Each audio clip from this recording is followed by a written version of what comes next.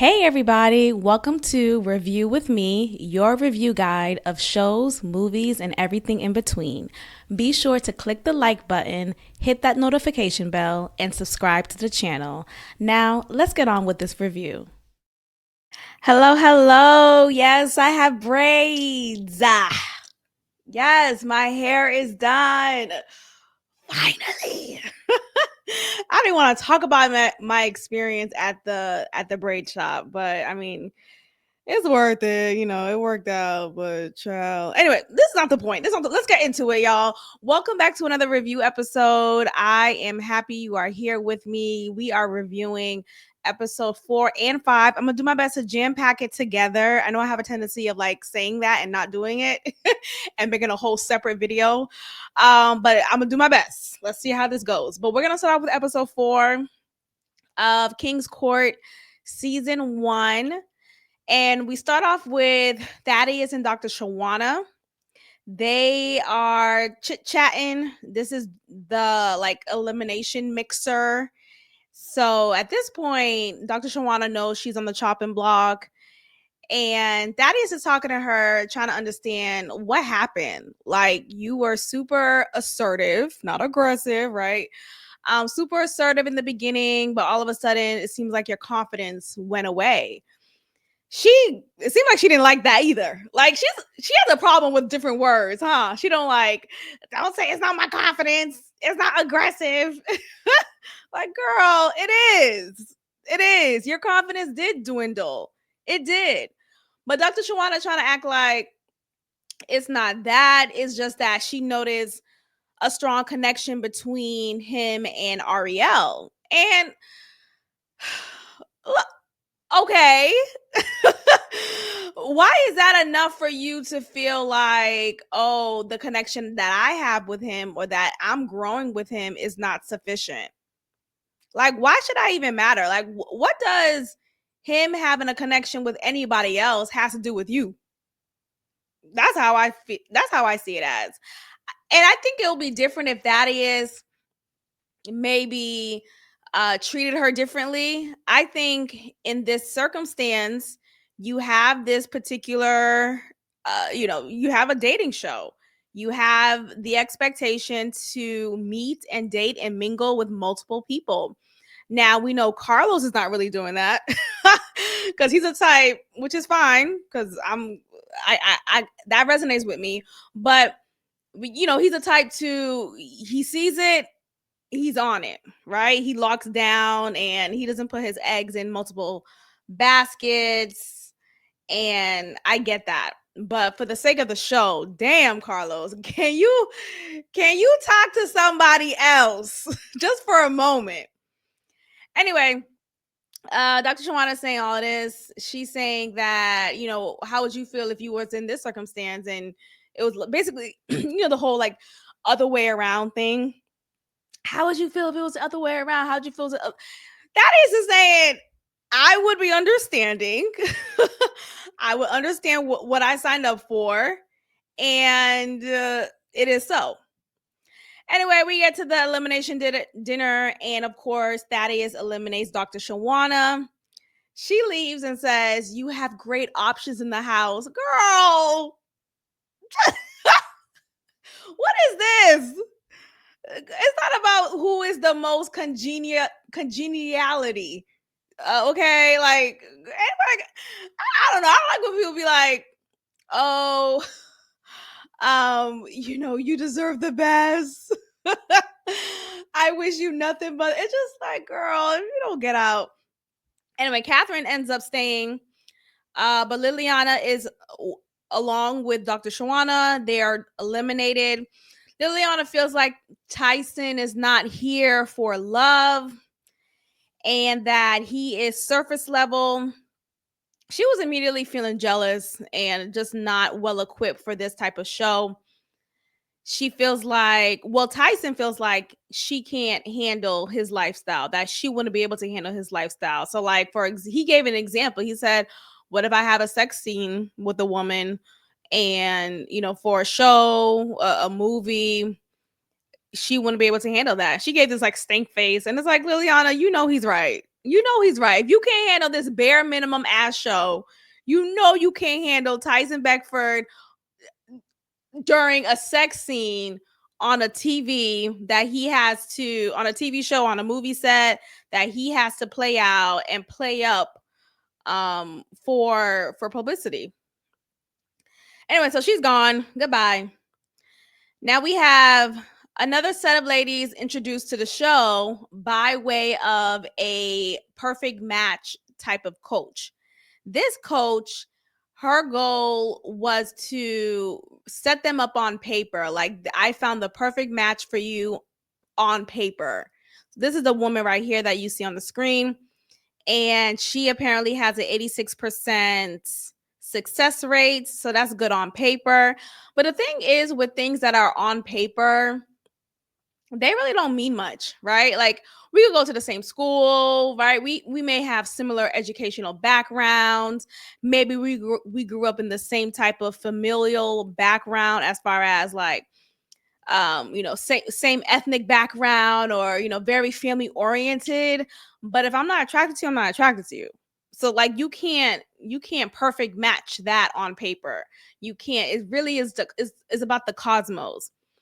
Anyway, we learned that Janae, she admits to Carlos, which I think if Carlos is looking at Janae like she could do no wrong. But I feel like Janae being vulnerable and letting Carlos know already that she is a self-saboteur, I don't think that's a good look on her, because we obviously see that play out in different ways, right? She's already she's saying in her head that how she feels like things are too good to be true, the shoe's gonna drop, and she's having these jealous moments in the confessional when she learned about this perfect match. When he returns from the perfect match, she's giving him the cold shoulder. So this just tells me that Janae has a lot of growing up to do. We get it, the circumstance of this show may be difficult, but I feel like in general, I think Janae may lack the emotional intelligence to really be mature and understanding in different contexts.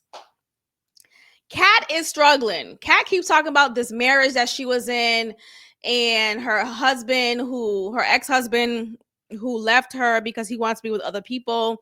And you can tell that she is still upset about that, because she keeps bringing it up. It keeps being a point of reference for her, because she refers to it saying how she can't deal with Tyson entertaining multiple women because it brings back wounds of her dealing with that with her ex-husband. And it's like, girl, you know who you was trying to see, Tyson? This is Tyson Beckford. At this point, every woman on this show should understand you will be one of many, particularly for Tyson Beckford. Beyond the show, I should say. Beyond the show. Tyson feels like, okay, the solution here is to create a sign-up list. I'm going to create a sign-up list. You sign up for a 30-minute slot. I think it's 20 minutes actually, to talk to me. I have so many women here in this show so many women on this show who wants to see me, who wants to be with this man. You know who I am? Tyson Beckford. Okay.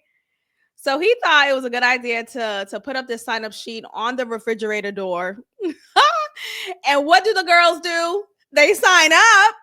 Absolutely. This is Tyson Beckford. And that's what Denitra said. She said, yeah, we may feel objectified. Yeah, we may not like the fact that we have to sign up to spend time with him. But guess what we're going to do? Get our slot. Hello? This is Tyson Beckford. The girls are trying to, what's her name? Tari, and yeah, Tari, right? Tari's another one. We'll talk about her next episode. Well, in this episode. Anyway, she's talking to Carlos, trying to be funny. She's talking about, oh, where's your list? Where's your list? Like, girl, Tari, Carlos is not interested in you. You're a beautiful woman, but he's not seeing anybody but Janae. Carlos says he ain't got no list. Janae's my list, basically. Janae's my list. That's who. So the Kings meet the perfect matches set up by the coach here. And Thaddeus's perfect match is a woman named Kalia. She's a pediatrician. She has an 8-year-old son. We learned that her son's father is not in his life because of circumstance. He's very interested in the way he communicates. He speaks to you direct. He makes eye contact. He asks direct questions. So when he asked her, is his father in his life, and why isn't his father? Because when she said no, then he proceeded to ask why. Like, I need to know, is it by choice or is it by circumstance? Because initially Kalia was going to respond, but you could tell she was hesitant. So he gave her two options. He said by choice. Is it by your choice or is it by circumstance or whatever? So she just says circumstance. So we don't know the details of it, at least on camera. I don't know if she tells him outside of camera filming, but we learned that because, by the grace of God, she still has a village for her son, and she has been able to raise him into, a good kid. So that's cute. Carlos's match is Jennifer. Jennifer is this teeny weeny, very petite young woman who is Filipino. She actually was instantly attracted to Tyson Beckford, though. Okay, because who isn't? But we see in conversation that Jennifer and Carlos, they're really getting along. They have similar backgrounds. They go to the same church. Just very interesting. Oh, me too. Me too. Like, interesting connections. We learn about Jennifer that because Carlos asked her, have you been married before? She says no, but she's been engaged twice. We learned the reason why she didn't go through with the marriage because first she starts off by kind of being lighthearted. She says, well, my mom describes me as a runaway bride. But she then explains the reasons why she ran away because this man was domestically violent. He had an addiction problem. And of course he cheated, right? Like that's the bare minimum, right? Except that. But everything else was like, God. And yeah, so she shared this with him. Carlos is very sympathetic, and you see a connection forming between them. And for a moment, I thought, oh, maybe Janae has a little competition. But I don't know. Again, I think with Carlos, he appears to be someone who just locks it down. Like, I like you, period. So we will see, but I think Carlos and Janae are in it for the long haul, at least by the end of the show. Okay. Tyson's perfect match is Allison, who is an older woman. She looks very good. She's an opera singer, and she's just very established and very mature. But with Tyson Beckford, he's not mature. Like, he's not. He's still play. And despite this, apparently, this was his perfect match on paper. He guessed incorrectly, and she ended up being a part of the elimination group because of this. Anyway, so that's pretty much the gist of episode 4 for this season. So let's jump into episode 5. Look at me doing great on time. So we get into episode 5 called Royal Dating Pool. Janae's talking to Carlos, and Janae is, because episode 4 ended with Janae being cold towards Carlos when he returned from his perfect match date. And Carlos is talking in a confessional, trying to understand, where did Janae go? Like, this is not the Janae I know. This is weird. And I'm thinking, here's a great demonstration of poor emotional intelligence. Janae says she's been in her head since the perfect match date, and basically she's feeling jealous of Jennifer because of this. We learn about Thaddeus. and how he came about into this world. He actually is a product of violation, if you know what I mean. And he actually also has a vasectomy.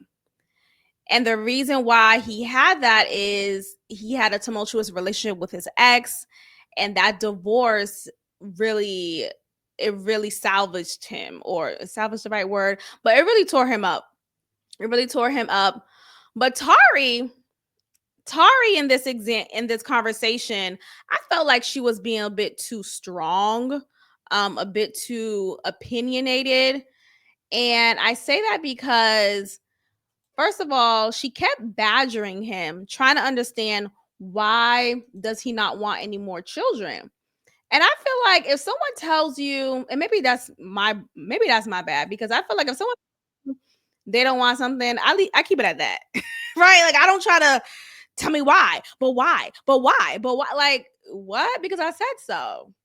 Because I said so.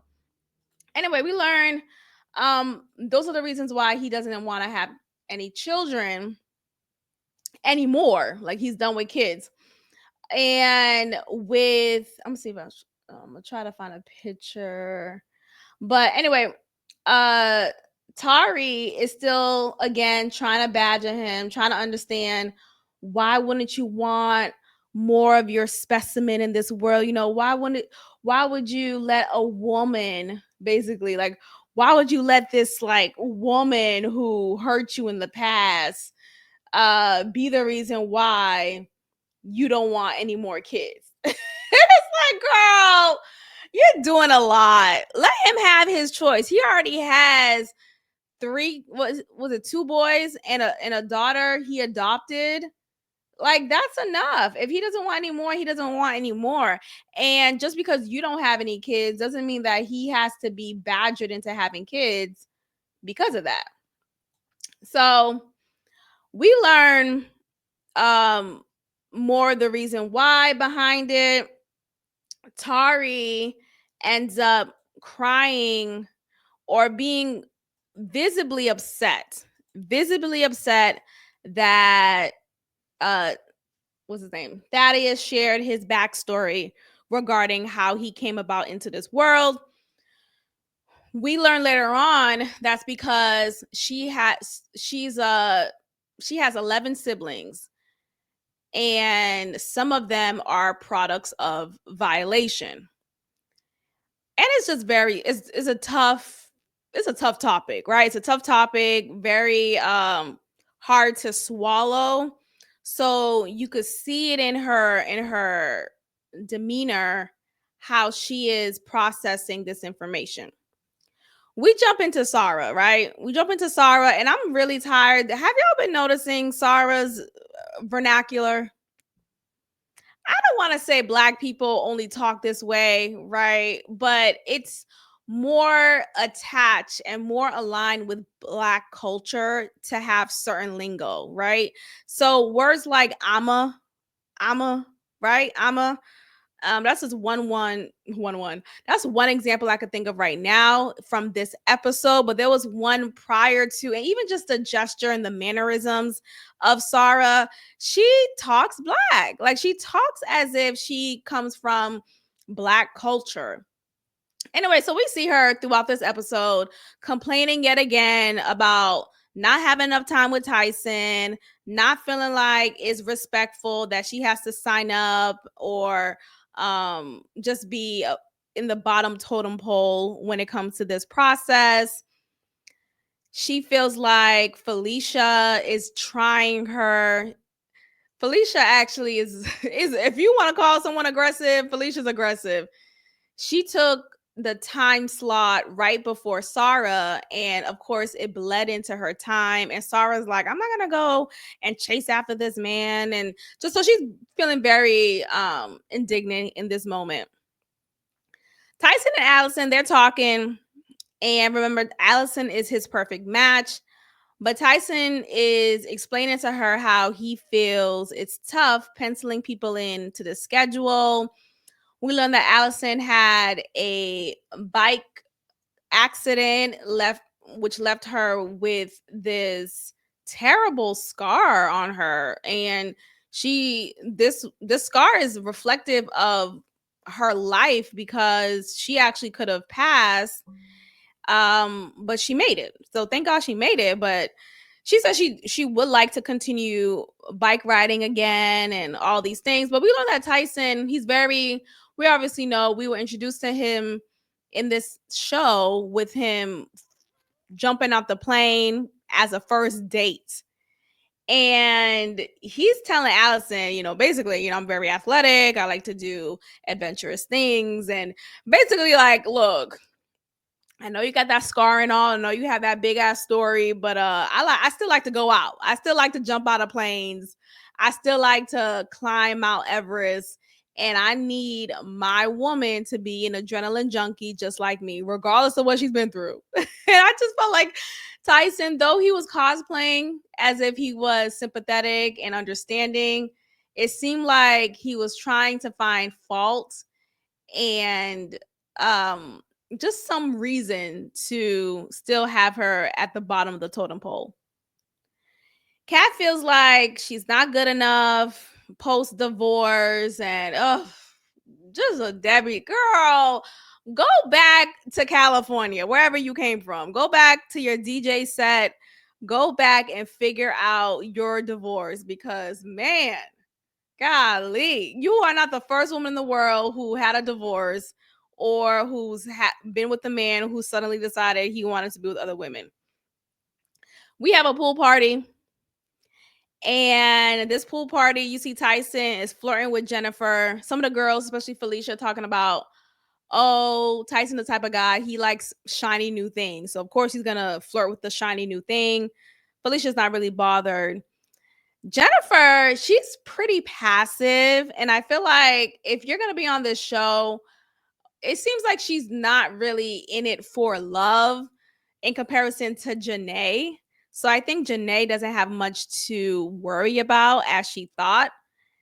And Carlos is not going out of his way, if at all. He's not going anyway towards Jennifer. He is sticking with Janae. And I wonder, had Jennifer been aggressive or just the slightest bit of assertive with Carlos, would we see more scenes with them together? The only reason we see Jennifer in a scene with any of the men is because Tyson is going out of his way to talk to her. But she's over there in the cut. She's not really doing much. She's trying to play with this, the volleyball net in the pool. Like, girl, you are here on the show trying to match with your perfect match, who is Carlos, according to the coach and what's on paper. Carlos asked Jen for a margarita, for her to make her a margarita, which was a very flex move, right? You know how men be like, can you make me a plate? Or they don't even ask. They kind of expect you to do it, which is, I like that. I like making my man a plate and fixing him a drink or whatever it is. But Jen wasn't taking this as an opportunity to be like, yeah, I'm going to make my man some margaritas, right? How you like it, baby? You like salt. Do you like half salt and half sugar on the rim? But Janae, being as aggressive as she is, talking about my man, she blocked the shot. She's like, oh, I got you. I'll get you a margarita. She immediately jumped up. She had a pre-made margarita mix. That's what it felt like. She was so quick with it. Like, how you already jump up and you have a margarita ready for him? But then she's talking to him, talking about, how do you like it? How do you accent? Don't ask me any questions. Make me the margarita. I wouldn't like that. I feel like she would have lost some points if I was Carlos. I feel like men don't want to be asked further questions. Make me a fucking margarita. Don't ask me if I want on the rocks. Don't ask me if I want sugar or salt on the rim. Figure out what I like.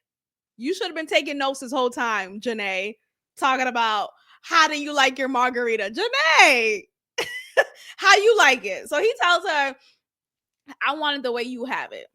I want it the way you like it. Okay? That was kind of sexy though. I want it the way you like it. Okay, daddy. Ooh. Felicia keeps saying Tyson is my man, my man, my man. He is my man. And Sarah is not feeling it. Sarah is upset. Like, don't be talking to him or saying that he's my man, or that he's your man. She feels like Felicia is saying that to slight her. And I'm thinking, Sarah, you what are you saying right now? Are you the only one for Tyson? People say that, and that's how you know she's not of the culture. Black women say that all the time. My man, my man, my man. So now because you hear Ariel saying my man is Ariel, yeah. Now you hear Ariel saying that. Sorry, it's Felicia. No, Felicia's for Tyson. Okay, I got that confused. My bad. But either way, now you hear Felicia saying yeah, my man, my man, my man is an issue. Girl, bye. So she feels like Felicia's trying to punk her. The list is now for all men. Okay, so this is the moment here. Let me show a little clip from that. Well, just a picture, of course. I can't really show it. But Ariel kind of gets into it with Tari. Tari is doing too much. She did too much from the beginning, and I don't like that. And it's unnecessary. Okay. So Thaddeus tells some of the women at the pool that he's gonna start incorporating the list so that everyone can have enough time with the kings. Ariel doesn't like it. She feels like it's inorganic. Excuse me. She feels like it's inorganic to do that, and don't do it the way that Tyson does it just because Tyson is doing it. Tari's talking and she's like, but why are you jealous? Oh, are you jealous? Yeah, you should go ahead and make the list. Go ahead, write the list or whatever. So she just like try to antagonize her, just doing this energy stuff, just completely being a bitch. Like, Tari, you know what you're doing, okay? Ariel's playing it cool, but I guess not cool enough for Thaddeus's sake, and he pulls her to the side.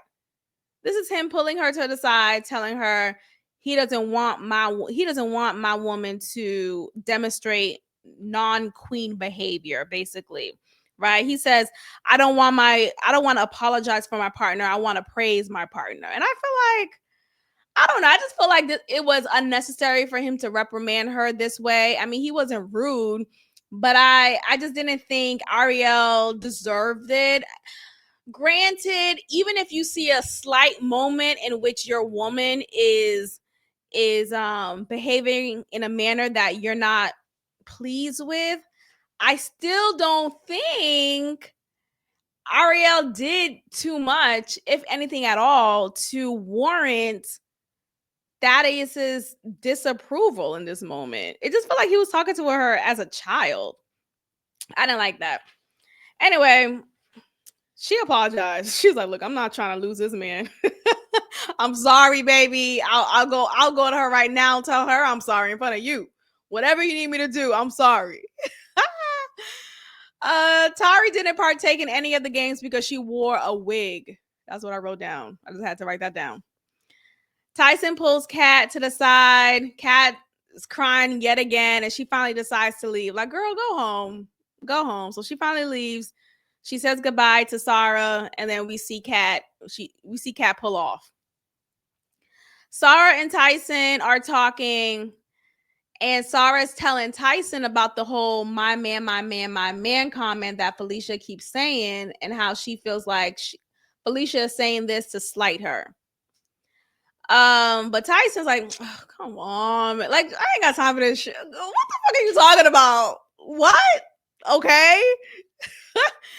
Tyson pulls Felicia to the side and talks to her, and he's trying to tell her, don't do that. Don't say little comments like that. Felicia's telling him, I'm not a sister. This is not no sister wife thing, okay? You are my man.